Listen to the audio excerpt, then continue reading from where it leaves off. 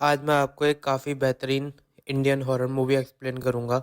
तो 2008 में आई थी जिसका नाम है 1920। मैं इसके बाकी के पार्ट को भी आपको एक्सप्लेन करूँगा। चलो मूवी एक्सप्लेन करते हैं, मैं मिलता हूँ आपको मूवी के एंड में। ये कहानी एक पुरानी भारतीय हॉरर फिल्म जैसी है जो अपने आप में काफी रहस्यमय और डरावनी है। सबसे पहले हम एक पुरानी हवेली में पहुंचते हैं जहां एक आर्किटेक्ट काम के सिलसिले में आता है। वहां उसका सामना हवेली के मैनेजर के से होता है, जो हवेली को तोड़कर एक होटल में बदलने की योजना बना रहा होता है। थोड़ी ही देर में उसी आर्किटेक्ट की रहस्यमयी मौत हो जाती है। इसी से हमें एहसास होता है कि पहले भी ऐसा ही मामला हो चुका है, जैसे हवेली में कोई अदृश्य शक्ति क्या काम कर रही हो।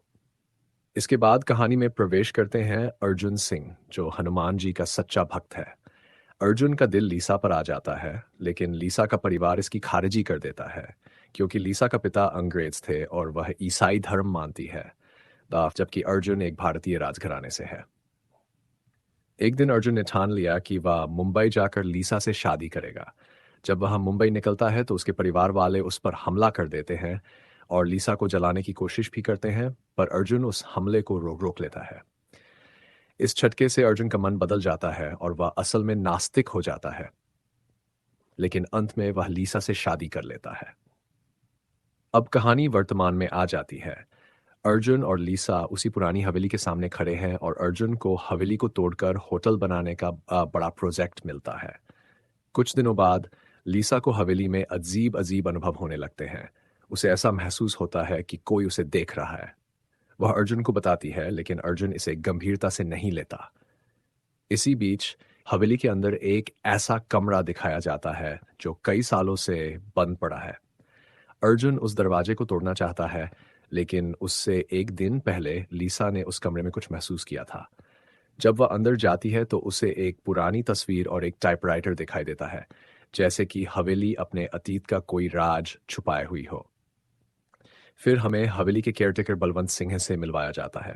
लीसा उनसे पूछती है कि क्या इस हवेली में कुछ गड़बड़ है, लेकिन बलवंत सिंह ही इन बातों को नकार देते हैं और वहां से चले जाते हैं।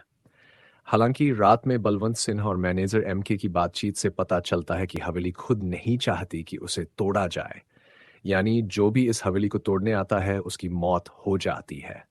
यही वजह है कि बलवंत सिंह अब तक हवेली का केयर टेकर बना हुआ है, क्योंकि वह कभी इसे नुकसान नहीं पहुंचाना चाहता।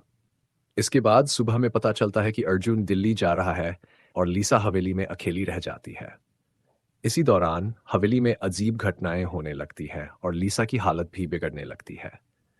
इस बीच एक चर्च के फादर को हवेली में बुलाया जाता है। रात में चर्च में भी अजीब घटनाएं घटती हैं। फादर को एक किताब मिलती है जिस पर खून के दाग लगे होते हैं, और इससे उन्हें यकीन हो जाता है कि हवेली में कोई भूतिया ताकत मौजूद है और लीसा खतरे में है। तो कुल मिलाकर यह कहानी एक ऐसी हवेली के इर्द गिर्द घूमती है जहां हर कदम पर रहस्य और खौफ का माहौल बना रहता है, और यह सोचने पर मजबूर कर देती है कि क्या कभी कभार ऐसे पुराने मकानों में सच में कुछ अजीब होता ही है। ये अर्जुन जब दिल्ली से लौटता है तो देखता है कि उसकी पत्नी लीसा की हालत बहुत खराब हो चुकी है। वह न ढंग से खा रही थी, न बोल रही थी, बस हर वक्त अजीब सा बर्ताव कर रही थी। एक रात अर्जुन देखता है कि लीसा अचानक बिस्तर से गायब हो गई। जब वह उसे ढूंढने निकला तो उसने देखा कि लीसा हवेली के नीचे एक जानवर को कच्चा ही खा रही थी। अर्जुन को देखते ही वह भागकर हवेली के उसी कमरे में चली गई जहां पुरानी पेंटिंग और टाइपराइटर रखा था। वहां पहुंचते ही वह गिर पड़ी और अजीब हरकतें करने लगी। बीमारी या आत्मा का साया। घबराकर अर्जुन एक डॉक्टर को बुलाता है। डॉक्टर का मानना था कि लीसा को मल्टीपल पर्सनालिटी डिसऑर्डर हो गया है, लेकिन हवेली में मौजूद फादर ने अर्जुन को समझाया कि यह कोई मानसिक बीमारी नहीं बल्कि किसी आत्मा का प्रभाव है।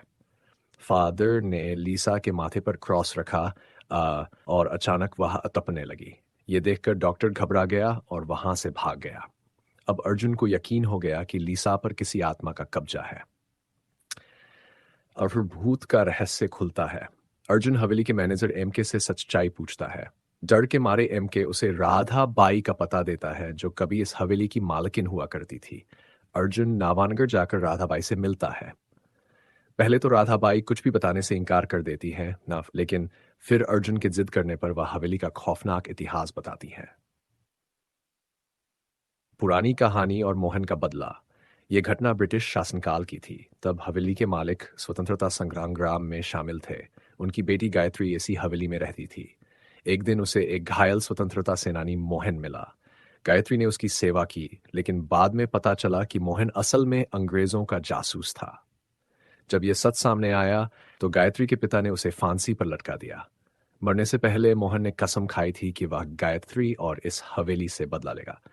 गायत्री की मौत वाले दिन ही लीसा का जन्म हुआ था और इसी वजह से मोहन की आत्मा लीसा के शरीर में आ गई। उन्होंने फैसला किया कि लीसा का एक्सोर्सिज्म किया जाएगा। लेकिन मोहन की आत्मा इतनी शक्तिशाली थी कि उसने फादर और बलवंत दोनों को मार डाला। अब अर्जुन के पास कोई और रास्ता नहीं था। उसने हनुमान चालीसा पढ़ना शुरू किया। जैसे जैसे चालीसा पूरी होने लगी, मोहन की आत्मा लीसा के शरीर से बाहर निकल गई और सब कुछ शांत हो गया। अंत में अर्जुन और लीसा की जिंदगी दोबारा सामान्य हो गई। हवेली से गायत्री की तस्वीर हटा दी गई और इसके साथ ही भूतिया आतंक खत्म हो गया। आई होप कि मूवी आपको अच्छी लगी हो और आप कमेंट सेक्शन में मुझे बता सकते हो कि आपको मूवी कैसी लगी। मैं इसके बाकी के पार्ट को भी आपको एक्सप्लेन करूँगा। इसके 3 और पार्ट हैं, इसको मिला के 4 है टोटल। ये पहला पार्ट है, बाकी के मैं आज या कल में डाल दूँगा मैं मूवी के पार्ट। और आप बता सकते हो कि आपको मूवी कैसी लगी। Thank you for watching and love you from मोटा भाई।